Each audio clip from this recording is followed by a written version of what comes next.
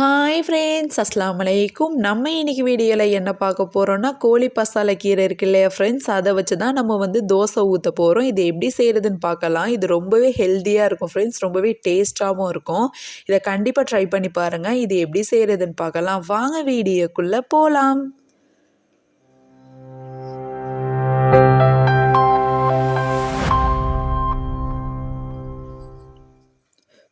இதுதான் ஃப்ரெண்ட்ஸ் கோழி பசாலை கீரை. இதை நம்ம க்ளீன் பண்ணி ஒரு ஜாரில் எடுத்து வச்சுக்கலாம்.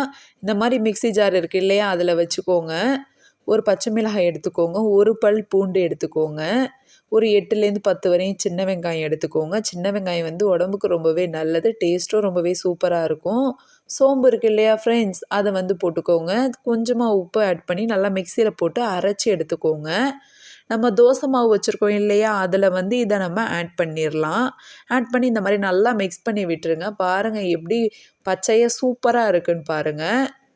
ஒயிட்டாக இருந்த மாவு நல்லா க்ரீனாக ஆகிடுச்சி. தோசைக்கல் அடுப்பில் வச்சு ஹீட் படுத்தி இந்த மாதிரி நல்லா தோசை ஊற்றிக்கோங்க. நல்லெண்ணெய் ஊற்றிக்கோங்க ஃப்ரெண்ட்ஸ். இது உடம்புக்கு ரொம்பவே நல்லது. கோழி பசாலை கீரை எதுக்கெல்லாம் நல்லது அப்படின்னா, ஹெச்பி அதாவது ஹீமோக்ளோபின் கம்மியாக இருக்குது பார்த்தீங்களா, அவங்களுக்கெல்லாம் இது ரொம்பவே நல்லது.